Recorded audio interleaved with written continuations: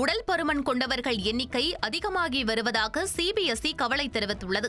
2021ஆம் ஆண்டு 18 கோடி மாணவர்களுக்கு உடல் பருமன் இருந்த நிலையில் இந்த நிலை தொடர்ந்தால் 2050ஆம் ஆண்டு 44 கோடியாக உயரும் அபாயம் உள்ளதாக சுட்டிக்காட்டியுள்ளது. இதனால் அனைத்து பள்ளிகளிலும் உடல் பருமன் பாதிப்பு குறித்து மாணவர்களுக்கு விழிப்புணர்வு ஏற்படுத்துமாறு சிபிஎஸ்இ அறிவுறுத்தியுள்ளது.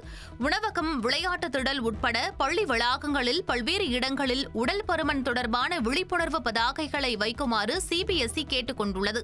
சர்க்கரை மற்றும் எண்ணெய் கலந்த உணவுகளை தவிர்த்து காய்கறிகளையும் பழங்களையும் அதிகம் எடுத்துக்கொள்ள அறிவுறுத்த வேண்டும் என்றும் கேட்டுக் கொள்ளப்பட்டுள்ளது.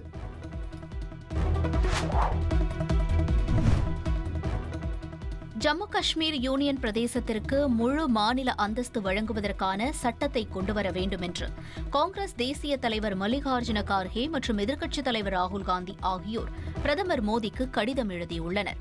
அதில் ஒரு முழுமையான மாநிலம் அதன் பிரிவினைக்கு பிறகு யூனியன் பிரதேசமாக தரமிறக்கப்படுவது இதுவே முதல் முறை என்றும், மாநில அந்தஸ்தை மீட்டெடுப்பதற்கான அரசாங்கத்தின் உறுதிப்பாட்டை பிரதமர் மோடி பல சந்தர்ப்பங்களில் வலியுறுத்தியதையும் அவர்கள் அந்த கடிதத்தில் சுட்டிக்காட்டியுள்ளனர். கூடுதலாக லடாக் யூனியன் பிரதேசத்தை அரசியலமைப்பின் 6வது அட்டவணையின் கீழ் சேர்க்க அரசாங்கம் சட்டம் கொண்டுவர வேண்டும் என்றும் அவர்கள் அந்த கடிதத்தில் குறிப்பிட்டுள்ளனர்.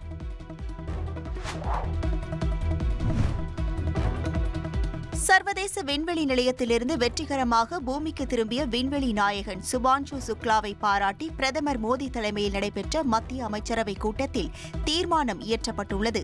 இது தொடர்பான தீர்மானத்தில் சுபான்ஷு சுக்லாவின் வெற்றி இளம் இந்தியர்களை உத்வேகப்படுத்தும் கலங்கரை விளக்கமாக அமைந்துள்ளதாகவும், சுபான்ஷு சுக்லாவின் வெற்றி பயணம் இந்தியாவின் விண்வெளி திட்டத்தில் ஒரு புதிய அத்தியாயத்தை அறிவிக்கிறது என்றும் தெரிவிக்கப்பட்டுள்ளது.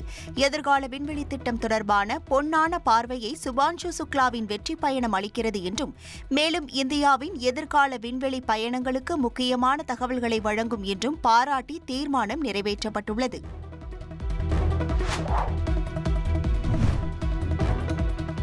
திருபுவனம் இளைஞர் அஜித்குமாரின் இறப்பு சான்றிதழ் அவருடைய குடும்பத்தினரிடம் வழங்கப்பட்டுள்ளது.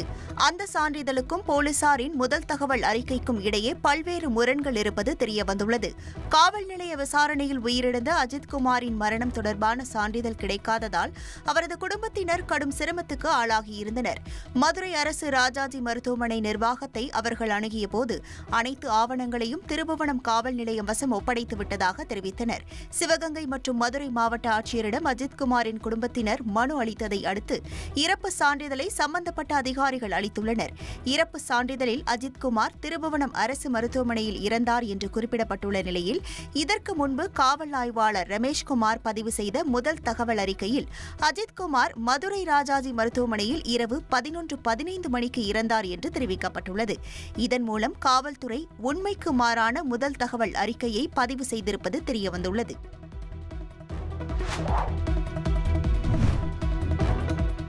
அதிமுகவை டெல்லியில் இபிஎஸ் அடமானம் வைத்துவிட்டதாக முதலமைச்சர் மு.க.ஸ்டாலின் விமர்சித்துள்ளார். மயிலாடுதுறையில் நடைபெற்ற அரசு விழாவில் பேசிய முதலமைச்சர் மு.க.ஸ்டாலின், சுயநலத்திற்காகவும் குடும்பத்தினரை ரெய்டிலிருந்து காப்பாற்றவும் அதிமுகவை அமித்ஷாவிடம் இபிஎஸ் அடமானம் வைத்துவிட்டதாக கூறினார்.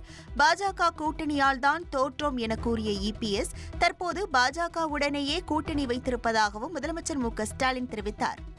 உங்க சுயநலத்துக்காக, உங்க குடும்பத்தினரை ரெய்டிலிருந்து காப்பாற்றுறதுக்காக அதிமுகவையே டெல்லியில் போய் அமித்ஷா கிட்ட அடமானம் வச்சுட்டு வந்திருக்கிறீங்க.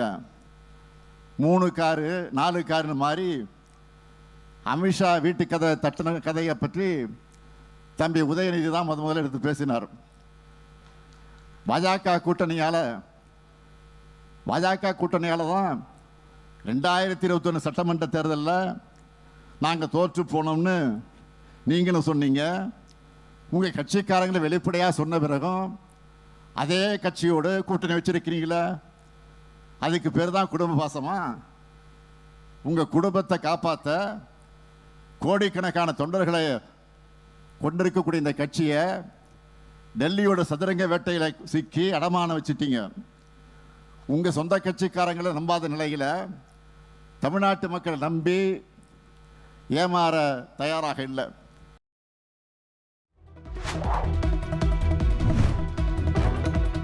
அதிமுக பாஜக கூட்டணியை பொறுத்தவரை கூட்டணி ஆட்சி கிடையாது என எடப்பாடி பழனிசாமி திட்டவட்டமாக கூறியுள்ளார். சிதம்பரத்தில் செய்தியாளர்களிடம் பேசிய அவர், எங்கள் கூட்டணியை பொறுத்தவரை நான் சொல்வதுதான் எனவும் தெளிவுபடுத்தினார்.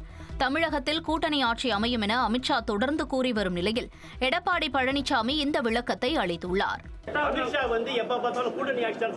கூட்டணி ஆட்சி இல்ல, எங்களுடைய கூட்டணி ஆட்சி அமைக்கணும் சொல்றேன். கூட்டணி ஆட்சி அமைக்கணும் சொல்றேன். நீங்க தவறா புரிஞ்சுட்டு வெளிப்பட்ட நான் தான் தெளிவா சொல்லிட்டுல. இந்த கூட்டணிக்கு அதிமுக தலைமை தாங்க, அதிமுக ஆட்சி அமைக்கும். அதுல இபிஎஸ் இன்னும் உங்களுக்கு தெளிவுபடுத்தும். தெளிவான கூட்டணி அதிமுக கூட்டணி பிரம்மாண்டமான வெற்றி பெறும், தனிப்பெரும் ஆட்சியை அமைக்கும்.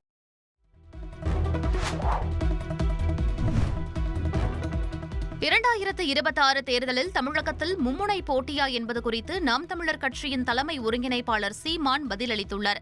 திருச்சியில் செய்தியாளர்களிடம் பேசிய அவர், திராவிட கட்சிகள் எல்லாம் ஒரு முனை, நான் ஒரு முறை என்று கூறினார். கோட்பாடு அளவில் முரண்பாடு இருப்பதால் பேசி பலனில்லை என்றும் எங்களுக்கு ஒரே போட்டிதான் எனவும் சீமான் தெரிவித்தார். 2026 தேர்தலில் மும்முனை போட்டியா 4 முனை போட்டியா?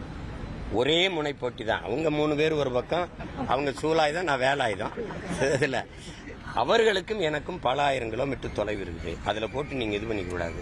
அவர்கள் மொழி என்று பேச மாட்டார்கள். ஒவ்வொரு தேசிய இனமும் மொழியிலிருந்து அரசியலை தொடங்குது. என் மொழி சிதைஞ்சு அழிஞ்சிருச்சு, அது மீட்சிடணும். தமிழ் மீட்சியே தமிழர் எழுச்சி. அது ஒரு போட்டி.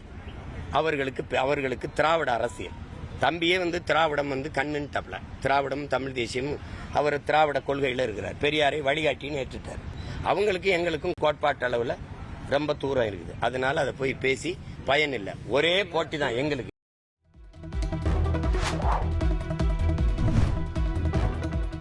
தமிழக வெற்றிக் கழகத்தின் 2வது மாநில மாநாடு ஆகஸ்ட் 25ஆம் தேதி மதுரையில் நடைபெறும் என அறிவிக்கப்பட்டுள்ளது. எக்ஸ் தளத்தில் பதிவிட்டுள்ள கட்சித் தலைவர் விஜய், தமிழக அரசியல் களத்தின் முதன்மை சக்தியான தமிழக வெற்றிக் கழகம் என்றும் 2வது மாநில மாநாடு வாகை சூடும், வரலாறு திரும்பட்டும் எனவும் குறிப்பிட்டுள்ளார். தமிழக வெற்றிக் கழகத்தின் முதல் மாநில மாநாடு விழுப்புரம் மாவட்டம் விக்கிரவாண்டி அருகே வி சாலையில் 2024 அக்டோபர் 27ஆம் தேதி பிரம்மாண்டமாக நடைபெற்றது குறிப்பிடத்தக்கது.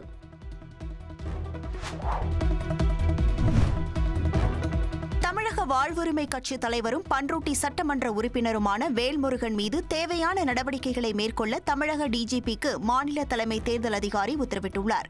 தாவேக தலைவர் விஜய் மாணவ மாணவிகளுக்கு கல்வி விருதுகள் வழங்கி கௌரவிக்கும் நிகழ்வை சர்ச்சைக்குரிய வகையில் வேல்முருகன் விமர்சனம் செய்திருந்தார். இதுகுறித்து தேசிய குழந்தைகள் உரிமைகள் பாதுகாப்பு ஆணையத்தில் தாவேக வழக்கறிஞர் ஆதித்ய சோழன் என்பவர் புகார் அளித்திருந்த நிலையில் இந்த புகாரை ஏற்றுக்கொண்ட தேசிய குழந்தைகள் உரிமைகள் பாதுகாப்பு ஆணையம் வேல்முருகன் மீது நடவடிக்கை எடுக்க மாநில தலைமை தேர்தல் அதிகாரிக்கு பரிந்துரை செய்திருந்தது குறிப்பிடத்தக்கது.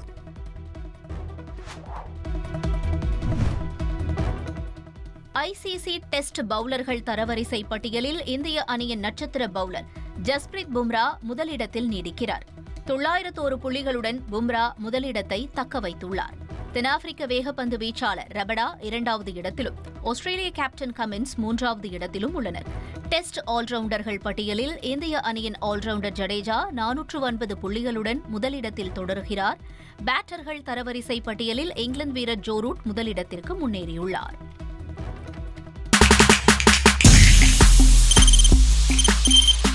தவிர்க்க முடியாத தம்ப்நெயில்ஸ், கலக்கலான கண்டென்ட்ஸ், சினிமாவும் சீரியஸ் பிரச்சனைகளும், பல வருடங்கள் இடைவெளி கலகலப்பும் கைகலப்பும்,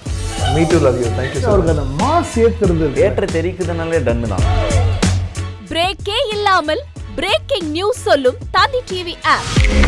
இன்ஸ்டா தலைமுறை வரை இறங்கி அடிக்கும் தந்தி டிவியின் டிஜிட்டல் எக்ஸ்க்ளூசிவ். அது தண்ணிக்குள்ள போகும்போது ஹேங் ஆயிடுச்சு. உங்களுக்கு விஜய் சார் எந்த அளவுக்கு ரொம்ப பிடிக்கும்? Of course, Malayalis are huge Vijay sir fans. ரெண்டு பேருமே ரொம்ப பிடிக்கும் எனக்கு. தந்தி டிவி ஆப்பை இலவசமா டவுன்லோட் செய்யுங்க. ஃபாலோ பண்ணுங்க, சப்ஸ்கிரைப் பண்ணுங்க, என்ஜாய் பண்ணுங்க.